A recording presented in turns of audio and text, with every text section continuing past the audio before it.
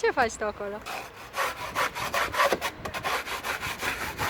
Curăț toboganul.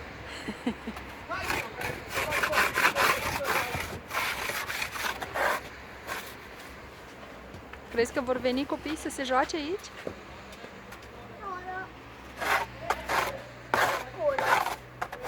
Dacă nu mai pasă.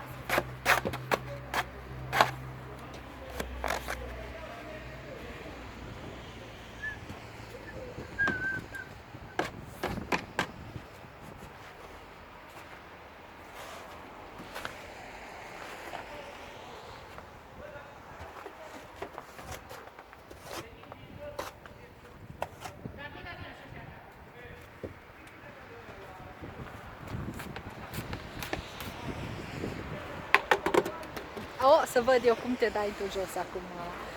Cred că trebuie să te așezi cu fundulețul. Că te lungi. Rămâi acolo prizonier? Nu. Bine. What? Așa mai rămâne. Nu rămâi așa, ia încearcă să vedem. Te ții bine, bine de funie. Ține-te de funie, puiule.